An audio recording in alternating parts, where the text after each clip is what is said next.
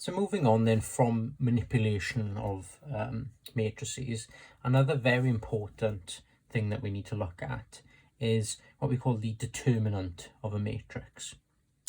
Okay, so a determinant of a matrix then has to be a square matrix, and what this does is it shows us the general size and magnitude of a matrix and how much information it holds. Very, very useful for the solution of simultaneous equations, which we'll see in another video.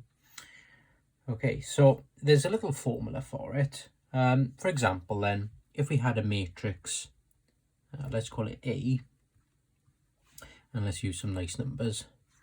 Okay, so we've got 1, 2, 0, 1. We want to then calculate what the determinant of this matrix is. So the little formula for this then, and the way we denote a determinant is like this. Okay, so we've got the determinant of A is equals to, now this is very similar to cross multiplication. Okay, this is how I always kind of introduce it. Of course, it's not technically cross multiplication, but it does very much look like it. So going back to this matrix then, the formula would be this times this minus this times this. Okay, so if we had, for example, if I write it down here with A's and B's, so say we had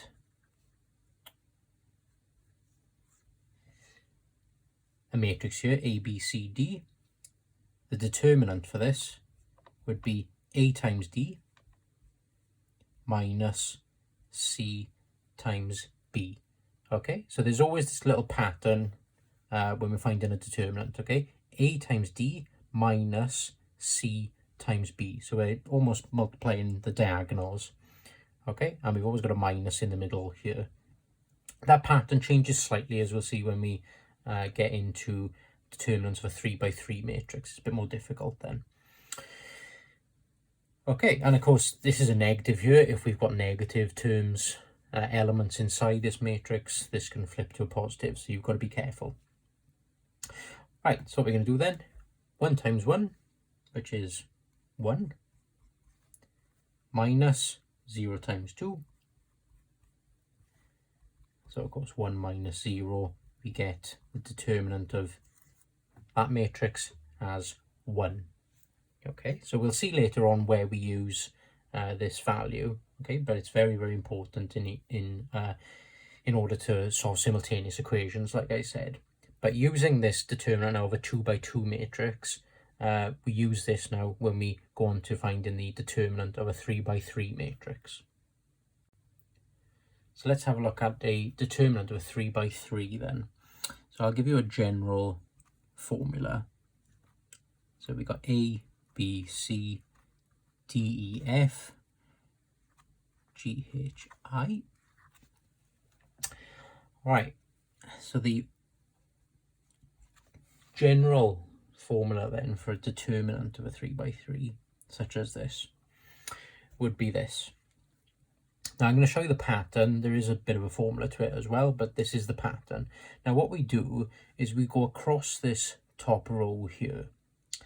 Right, what we do is we start off at A, and at this A then we almost cover the rows and columns going through A.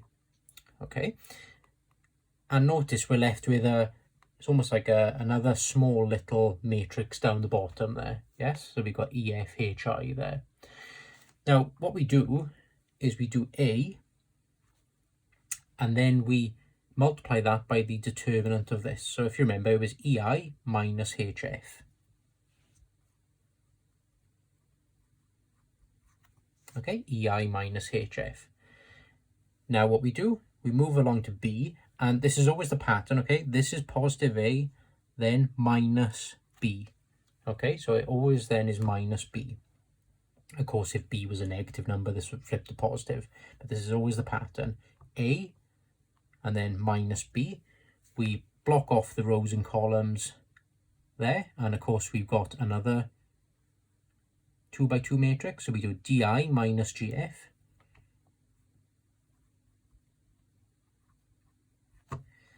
Okay, so always minuses in these brackets here, assuming all the elements are positive. Then in the pattern, we got plus, so always a plus here, c, and we do the same here then. We block off the row and column, and what have we got? dh multiplied by, minus ge. Okay, so dh, see if I can squeeze this in. I have to put it on the bottom here, so minus, what was it? dh minus ge. Okay, so dh minus ge. Hopefully you can see that on the side there. So it doesn't look nice, and I can appreciate it's quite difficult to take in initially, but always remember the pattern then. So you've got a multiplied by ei minus hf minus b multiplied by di minus gf plus c multiplied by dh minus ge. Okay, so it's always that pattern. You can write this out slightly differently. So we can say that the determinant of A is equals to this. So A multiplied by the determinant of this small matrix that comes from it. So remember, EI HF. Yeah, so it depends on which way you want to say it really, EF HI. Okay, so that matrix there, the determinant of that matrix, of course. And we know how to find the determinant of that. Nice and easy, EI minus HF. Minus B, and then the determinant of this matrix here. Okay, so we've got these 4 elements here. So what's that then? DFGI plus C, and then we've got that 2 by 2 there. Okay, so we've got DE GH. Okay, so this is another way of writing that determinant formula out. Okay, so this is a Leibniz formula, they call it. Okay, so yeah, it doesn't look nice, but very, very useful for the solution of simultaneous equations. Right, let's have a look at a few examples then using numbers. So here we've got a matrix A then. We want to find the determinant of this. Okay, so we've got determinant of A then is going to be equals to, so remember, start off at the top here. So we've got 1 multiplied by, so we've got 0 times 1 minus 4 times 1. Okay, so 0 times 1, of course, is 0, minus 4 times 1, which is 4, minus, because that's part of the formula, move on to this term at the top, so always across the top row, 2. And now we've got 3 times 1 minus 2 times 1. So 3 times 1 minus 2 times 1. Sorry if my hands and fingers are getting in the way there while I'm blocking the rows and columns. And then final one then, plus onto the final element here. And what have we got then? 3 times 4, which is 12, minus 2 times 0, which is 0. Okay, so that's the hard part done. Now we want to work out what these are then. So we've got 1 times minus 4, minus 2 times 1, and 1 times 12. So that's minus 4, minus 2, plus 12. So that will then give us the determinant of this matrix as 6. So you've got to be careful with the negatives, particularly if you've got negatives also in the matrix that you were given. Let's try one more. So we've got matrix B here, 5, 2, 1, 0, 3, 1, 2, 1, 2. I want to find the determinant of this matrix. So let's have a look then. Start on the top left, 5.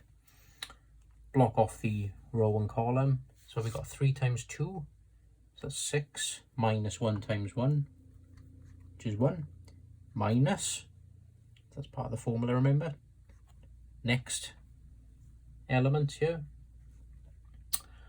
And what we got then? 0 times 2, so that's 0, and 2 times 1, which is 2. So we got 0 minus 2, plus final element at the top.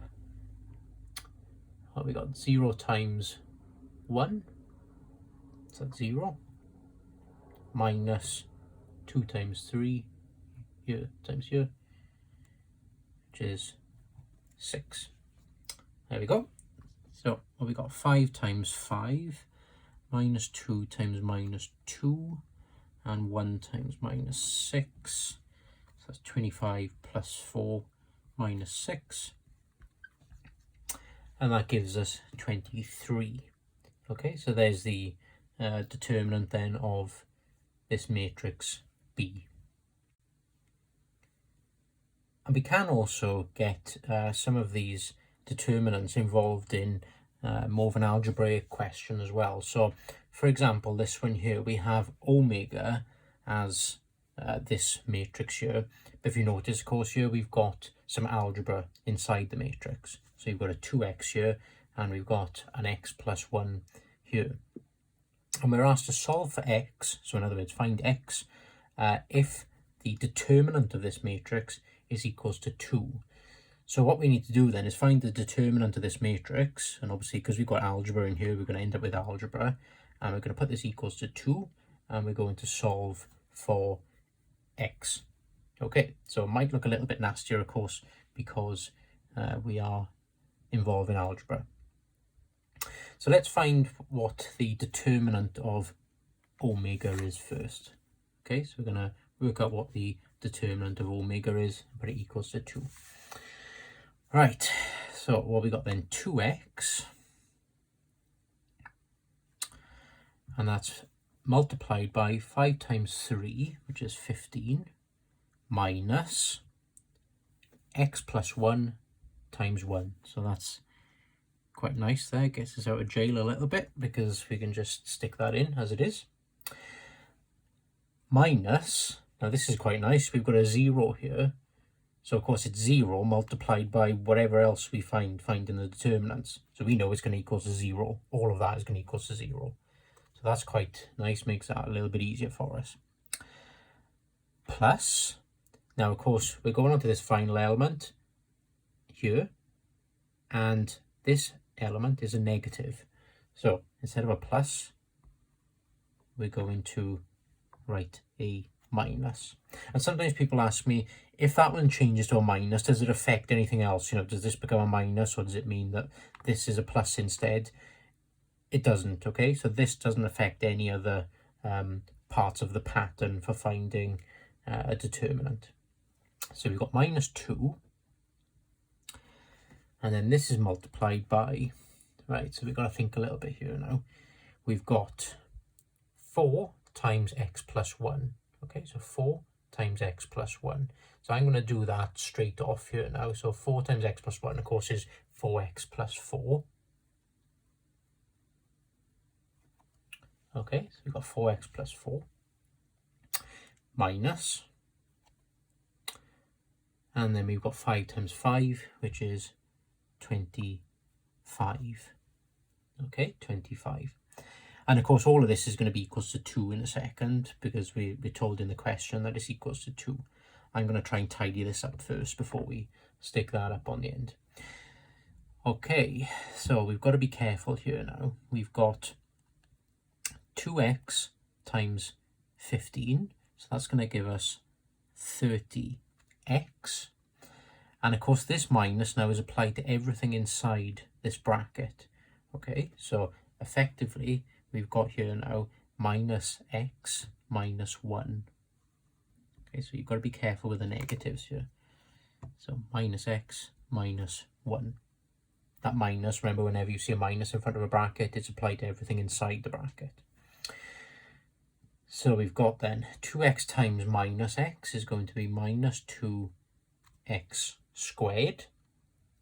So alarm bells should be going now regarding quadratics. 2x times minus 1 is minus 2x.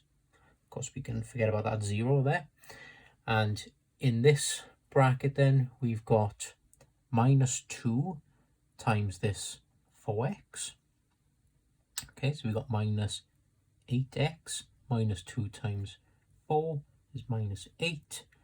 Minus 2 times minus 25 is going to give us a plus 50. Okay, and of course, I can fit it in on the end now. Remember, this determinant is equals to 2. Right, so let's see what we can group together then. In terms of x squareds, we end up with minus 2x squared. With the x's here, we've got 30x minus 2x minus 8x is going to give us a plus 20x. And with the numbers then, we've got 50 minus 8, and that's going to give us a plus 42. Just checking if there are any more numbers in there. So we've got plus 42. And this is equals to 2. And now let's take it all onto one side then, so that we've got a quadratic to solve. So let's see what we got. 0 is equals to 2x squared. I'm going to take it to the right, of course, to make this x squared part positive. We'll see if we can do any kind of factorizing. I don't think this one will factorize, but we'll see. Bring the 42 across, of course, becomes minus 42 plus the 2, and we end up with a minus 40. Right, so to make this a bit easier to comprehend, we're going to divide by 2. So we got then x squared minus 10x minus 20. Okay, does this factorize? I don't think it does. We're just going to stick it in the formula, okay? So I won't write that part down. Of course, you know, if you're struggling with the quadratic formula, go back to the video I did on quadratic formulae. But if we stick this in the quadratic formula, we get x as 11.71 and x as minus 1.71. Okay, so we've got two terms for x there then, two values for x. So that's just an example of how we can use these, or how we can involve these determinants in some form of algebraic equations.